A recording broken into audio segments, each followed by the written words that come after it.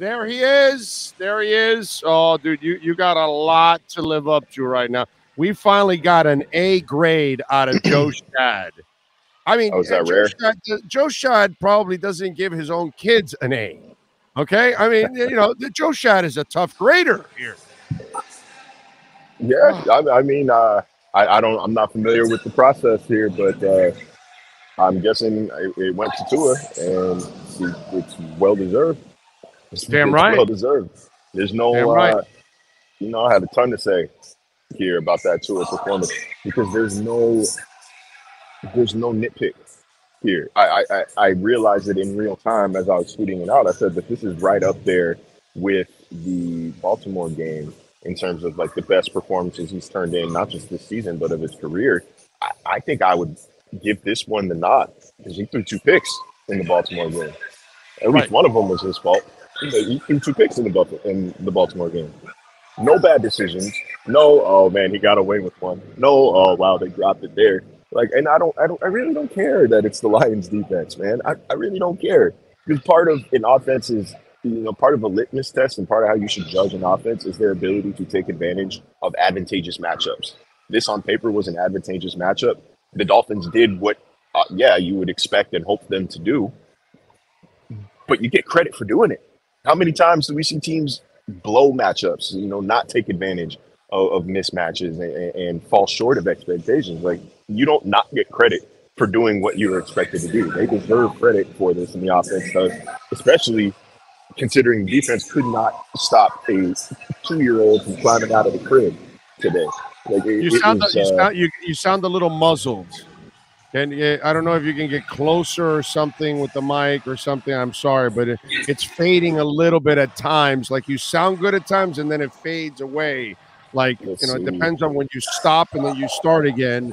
It fades away the mic a little bit from picking up. This. It's supposed to be coming through my AirPods. I will hold this thing close just in case, just to see if it helps or not. But yeah, like I was saying, you do get credit for taking advantage of matchups that you should be taking advantage of. Like, you don't get to brush that off. You don't get to blow it off and say, oh, it's not that impressive. I don't care. I don't care who they're playing today. Tua played a hell of a game. Tua played probably the best game of his career. It doesn't matter. It's an NFL team. It's an NFL opponent, man. It's a little muzzled. Are you covering the mic? A little muzzled? It should be coming through my – it's supposed to be coming through my AirPods. So. Okay. All right, because it's getting a little muzzled at times. Go ahead, Jacques. The AirPods are picking up, and then it mutes a little bit. That's what it is, the background noise. Okay. Here, let's do this then. Let's do this. This is why we do live. I'm in the booth with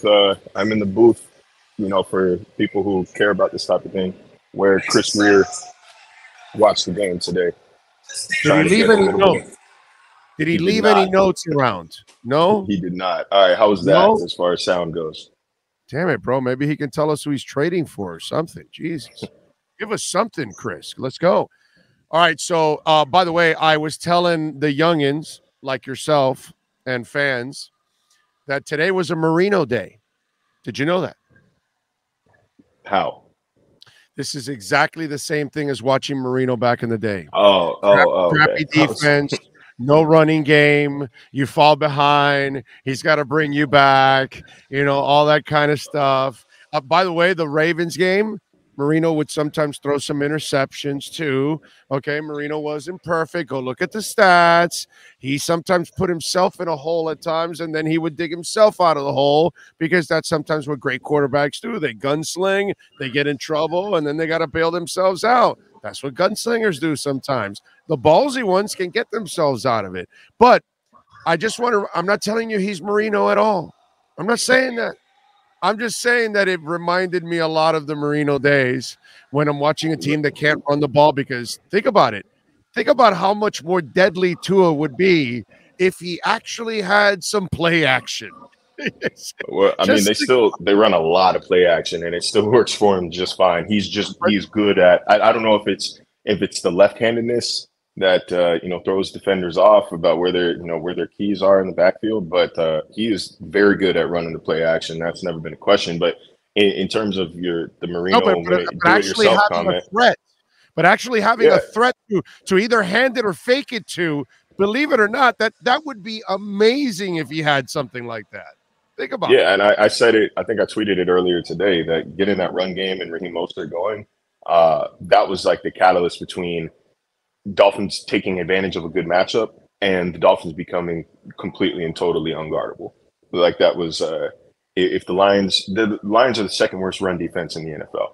You know, if Miami had a run game going today, I mean, it's not like they really needed it. I mean, two of like 8 drives, I think they didn't score on. So like they did fine without it, but it was that I thought was a big catalyst. But no, going back to the do-it-yourself Tua argument, one of the big things that I wanted to see from him this year, and you know, whenever I'm sure we talked about it on the show, anytime you ask me, hey, what you know, is Tua the guy? Is Tua the guy? I said I need to see Tua be the reason why a team wins. Like everybody spouts his record out, his record as a starter.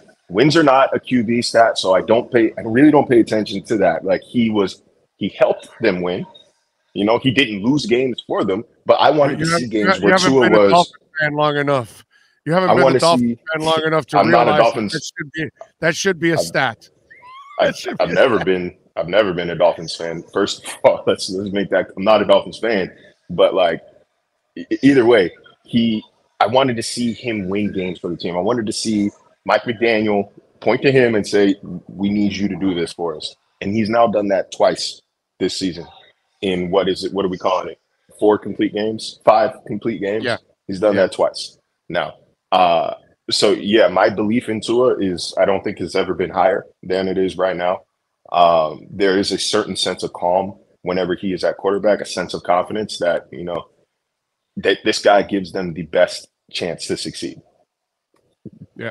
I don't think there's a lot of, you know, and I guess people would want to, I haven't read through replies very much today. I'm trying to rack my brain and think of what plays people can nitpick from today. Maybe that, because I nitpicked it a little bit. The 3rd and 13 to Tyreek Hill there in the first quarter. Which, first of all, man, oh my God, you want to see an example of Tyreek Hill's freaking speed? The Lions they were lined up 12 yards off the line of scrimmage at the first down line, and Tyreek was by them like that. Like he was by them like that. Tua had a rusher in his face, and it looked like he kind of faded away, kind of said like Kobe, and threw it. And Tyreek did have to come back to it, but like he got it there at the end of the day. Like they'll take 36 yards on 3rd and 13 any day of the week. So like beyond that, man, I don't know what there is to nitpick about this performance. Like I thought he was. Oh no, we can nitpick damn near perfect. Only about everything else but Tua. Really, that's about it. Really, it's about the defense. It's about special teams. It's about no running game. It's about the penalties. Let's talk about the penalties. You know, I tweeted this out. One game, I'll blame the players, but when it's happening week in and week out, I now got to turn to the coaching staff and say, you know, and I know McDaniel turned to the staff and fix it and all that. I don't care about that. You still made mistakes again in the second half to make life, you know, a little harder on yourself. Even right down the stretch, you were making mistakes. What do they do, bro? Because they got to stop with that already. So McDaniel has that new wave of coaching. He's not going to embarrass the team publicly. He's not going to do it in a press conference. He's not going to do it in the meeting in front of all the players. He's probably going to do it behind the scenes, but he's got to find a way to get more discipline out of these guys. I'll tell you this. I have a friend who was invited to Dolphins practice this summer, and that friend told me he has never heard somebody cuss so frequently as Mike McDaniel does. He has never heard somebody MF people as often as Mike McDaniel does. So as supportive as Mike is and positive as he is and can be, he's not afraid to get in somebody's ass over it. So like I think he would get on guys once they set up in the film room tomorrow. But I asked several players in the locker room today, like, look, what's up with the offsides penalties? Like when they start to line up, when they start to rack up, what do you tell your teammates? What do you tell each other? And all of them told me the same thing, which is like, this is something that it varies from crew to crew as far as officials go. that this crew today was stricter than any crew that they have played with or, have had this season. And so it's kind of similar to an umpire calling a game loose and then trying to tighten up in the 8th inning. Like it's hard to get used to somebody's, ultra strict. Kind of, yeah. Actually, I mean, how else would you explain lining up in the neutral zone 5 times? For weeks. They have not been lining up in the neutral zone 5 times a game. The penalties, yes, fine. Like as a whole, yes. I didn't ask about the penalties as a whole. I asked about the offsides calls. It was going both ways too. Like it's not like that's not like you interrupted all of it. What does the first penalty of the damn game have anything to do with offsides when you have a taunting call to just hand them 15 freaking yards? I'll tell you what. You want me to tell you about that too? Because I asked Landon about it as well. Landon said he didn't even know that he had a taunting call. He didn't know he was flagged for it until after he left. That it wasn't like a set the tone type of thing. It wasn't a fired up type of thing. Like he said, he and Swift just go back, or whoever that was. He said, me and him go way back. That's my boy. Like I wouldn't even like trying to like flex on him like that. I was just fired up about hitting my guy. But you don't turned around and said, damn. You don't hang over him. You don't do that. That was his explanation. That was his explanation. Buying that too? You buying that too? I have no reason not to believe him. I think Elena's the kind of guy, like Elena's the type of person who, if he F's up, he would say like, yeah, I can't do that. Like, I don't think he's the kind to make excuses like that. I have a bridge by the Keys. It's the smaller one next to the big one. I've got it for sale if you're interested. Are you interested? Because we can make a deal here if you want. He is, again, I don't think he's the type to sit around and bullshit like that. I think that if he knew he messed up and he knew, all right, yeah, I took it too far. He stood over the dude. I don't think he would go. I don't think he would give me this long-winded explanation about how that's his boy. Like he didn't realize that he even got penalized for it. Does he realize that my fat ass is sitting 1,500 miles away, watching it on television and watching him hover over the guy? That's all you need to know. The referee can't be right there with you. He can't run that fast. So if he sees you hanging over the guy, you should know as a veteran not to do that. There is zero explanation for that.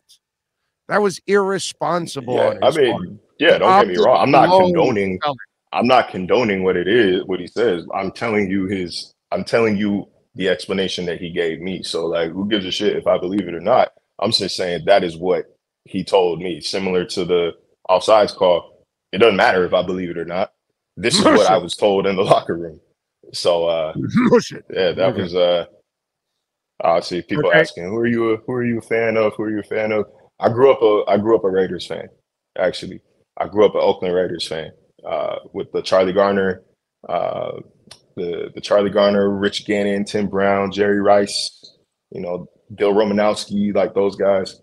But they were so bad for the last from 03, 04 until 2014, 15, 16 that I was looking for a way out. And once I started covering the league, I stopped.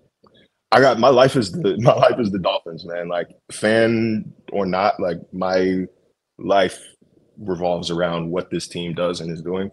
I just don't have the interest. I don't have the room. I don't have the energy to care about another team like that. So long story short, I don't have a team. Like I cover the Dolphins and then I just watch football after that. What people don't understand, Marcel, is, most reporters, they move around and they have their own hometowns where they grew up, and then they've worked in several cities, along the way, just like Cameron Wolf has worked in several cities. It's just kind of the way Joe Shad has worked in several cities, and most reporters in most cities that you go to, more often than not, are not from that city. That's just the way it is. So you can't expect somebody who didn't grow up like me. See, I'm the freak. I'm born in Belglade, Florida, here in South Florida, the west coast of the northwest corner of Palm Beach County. Raised in Miami, Hialeah, Kendall. So obviously, I'm born and raised here. So I'm a fan of all the teams, but at the same time, I can be objective enough and say when they're not doing well. But more often than not, more people in all the towns are like you. There are reporters and people making a living, and unfortunately, because of this business, you have to move around a lot of times. It's just the way it is. If you want to be in you see it a lot, like going like Buffalo. Like I appreciate those those people on the beat. Like they to this day are my friends. I mean, I went to multiple weddings last year from people on the Bills beat, but like most of them are from Buffalo or grew up in Buffalo. Like I was the rarity there where I'm not from the area, and so it was confusing to people why I was not a Bills fan when I covered the team. I had to explain like I ain't from here. I'm not a fan of this team. It is like, and it might sound like a cop out saying like, oh, I'm truly just not a fan. Like I don't have a team. But like you don't understand. Like when you're used to watching games in a specific way, like without emotion involved, it kind of takes that away. You know what I mean? Like I don't get fired up over games like that anymore. It's kind of sucks. I'm not gonna lie. Like it sucks at times. Like I wish I had a team to fall back on sometimes, but if it ain't my fantasy team, I really just don't. I don't care. I just don't care anymore. I'm with you. I'm with you. All right. Let's get to a little football now. Chase Edmonds. This should be Raheem Mostert's backfield. Like it don't even need to be that. You can't do that. You can't do it. He's an injury-prone back. 15, 16, 18 carries is more than enough for his ass. He's not a bell cow. You've got to get somebody else, Marcel. That is as Nino Brown would say, that is the law. Okay? And we need to get another running back in there. So Gaskin was inactive. Ahmed was active, but yet there wasn't really much out there. So either you trade for somebody or you make a commitment, because Chase Edmonds, unfortunately, I don't know what happened to him. Okay. But the dude is just firing blanks right now. Yeah, it has been a bad season for Edmonds, which it's unfortunate because he was good in training camp. He looked fine the first few weeks of the season, and it's just been I don't know if it's maybe he expected to be more of a lead back than Mostert was here, or he expected more of a split, but Mostert has been far and away the most efficient back here. And I wouldn't be shocked to see, we saw Savon Ahmed, take the field today on I saw him at least a snap. I don't know how many total he got. Ahmed looked really good in training camp. Like Ahmed looked very good in training camp and in preseason. I wouldn't be shocked to see him get a little bit of run against the Bears in Chicago next week. I wouldn't be shocked if he can beat out Chase Edmonds in practice. And then at that point, you're paying $7 million over 2 years to Edmonds. Like then you got kind of a little egg on your face there if you're the Dolphins. It's not a big deal. You're gonna hit and miss. Man. You hit on Mostert, you missed on Chase, you move on. That's not a big deal. I mean, you're not going to hit on every single move you make, but I got to tell you something, Marcel. You better hit on the move you make in the second half of the season, because Raheem Mostert is not the guy to carry a running game. You cannot do that to him. That's not who he is. You know what I'm saying? Early on in that game, he took a shot that had to, he had to go out a little bit there. He's just not that. I'm glad that you brought that up, because I talked to him a little bit. I talked to him a little bit after his scrum there in the locker room. I asked him during the scrum like how he feels physically. This has been, I think it's 4 weeks, 5 straight weeks of 15 or more carries for him. I asked him physically, how you doing? And he said this was the field that he tore his knee up on. And so there was a little bit of a mental block for him there, after that first carry of the game. There was a mental block that he admitted he had to get over before he felt comfortable. But he said eventually he did feel comfortable, and he's healthy. He got out of it healthy. And at the end of the day, he can't ask for anything more. So I guess there was a little bit of a mental block for him on the field today. I thought that was kind of interesting, because I just didn't make that correlation. Yeah, but Tua was your second leading rusher at 5 for 19, and then Chase Edmonds 4 for 14. Overall, which really 4 for 14 is just a little under 4, but still, it's you got to get more. And then he had the mistake too, and that's the other thing that it just has not worked out with him at all, man. I feel bad for the guy. I really feel bad for the guy because there's some kind of brain fart going on with him or something. I know that his offense was slightly different because it was inside zone instead of outside zone. So I don't know if that adjustment has been something. You know what? I need to ask somebody about that kind of stuff that might understand that. Have you been able to ask somebody that might be able to explain the adjustment of somebody that might be used to playing from inside zone to outside zone, if there is any kind of real adjustment to it? I haven't, but I haven't, but I'm sure I can.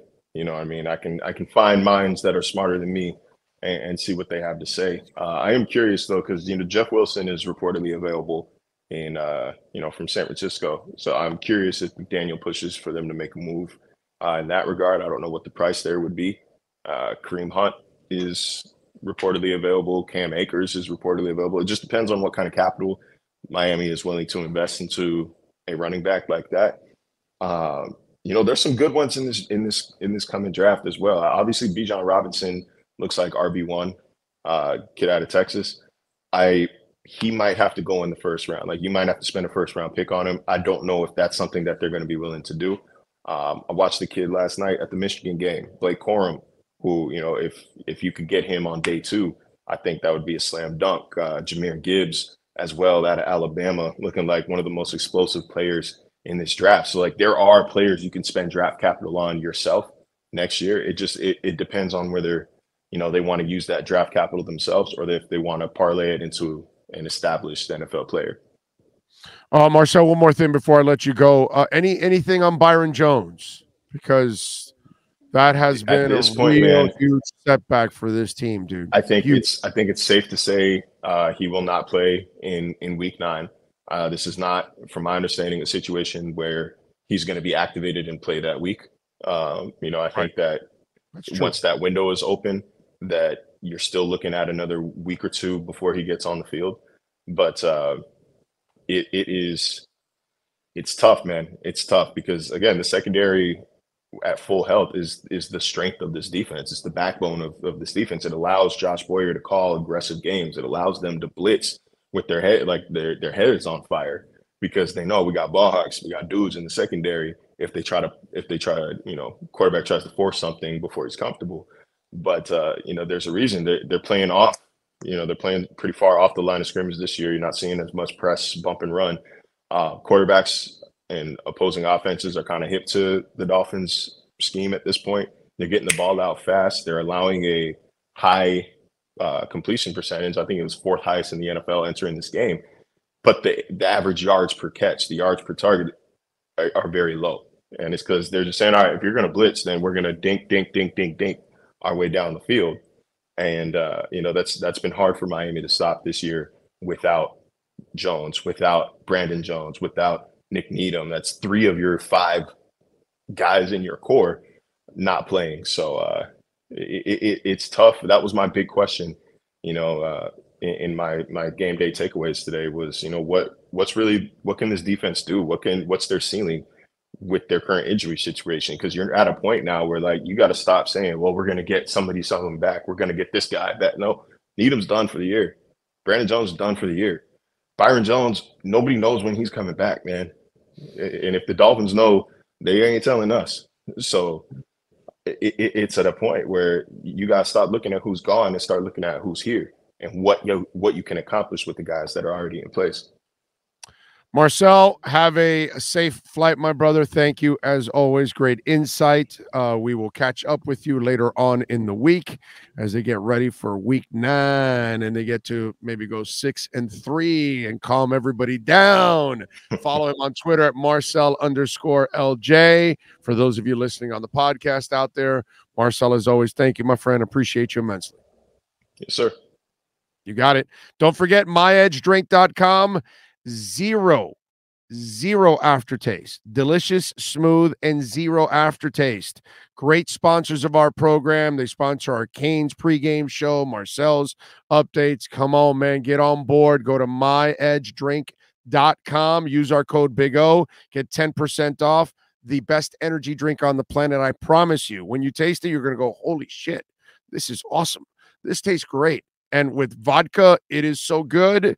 It makes my Grey Goose disappear. I'm telling you, it's fantastic. myedgedrink.com. Use our code BIG O. That's our myedgedrink.com Miami Dolphins report.